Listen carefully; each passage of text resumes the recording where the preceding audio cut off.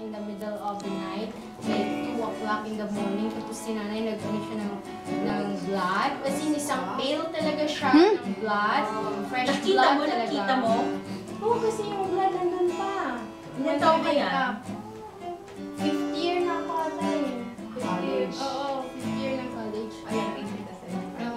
So, lumabas pa talaga si nanay. Sabi niya, bakit hindi maano, kahit nagisingin niyo daw kami, hindi kami nagigisingin, yung ganyan. Kasi nakupay ba? Tapos, lumabas pa si nanay, gumawa siya ng bayabas kasi sa harap ng kanyang kwarto, merong bayabas. Sabi ko, grabe naman. Pero sabi niya, hindi, hinahag ko naman si Mama Mary tsaka yung cross. Dala-dala niya talaga. Anong relevance ng bayabas? Parang Nakakapagpatigil ang blood. So, Pag di mo na nauumay lang siya. Nauumay lang siya for Ayos yun ah. Tuloy. So pagpasok niya sa loob na, nang nilak niya na, kasi talagang parang dumilim yung light, nag-off, lahat ng light. So ang candle na lang kasi every night kami ng candle sa altar. So yun na lang yun talaga yung tapos biglang umulan, tapos umana na naman yung ilaw, tapos nagising kami lahat.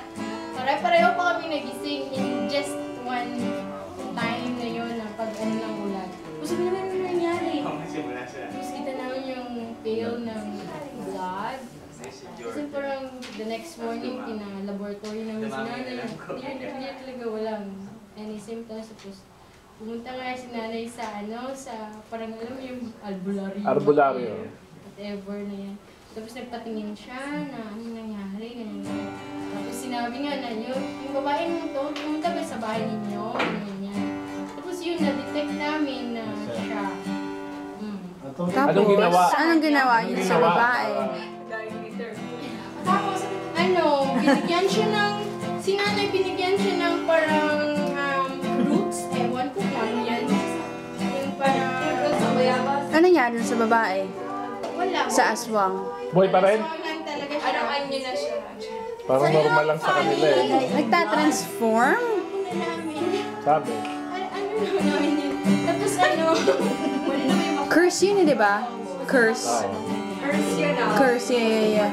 Actually, pag huwag ka nga report ka sa Tapos funny kasi sila, very faithful pa man naman magpunta sa church. Oh! Yung mga aswang? Is siya Roman Catholic talaga siya, yung devoted ba talaga? Tapos yung mga anak Curse niya eh. ng mga babae, kasi puro babae, isang lalaki nata yung anak niya. Yung tatlong anak niya babae, ang gaganda talaga. Parang super ganda. Nakasupa! Aswang ka? Devoted pa naman. Grabe. Super ganda talaga nila. Pero, Okay, tapos na yung story. ganda lang yung low court.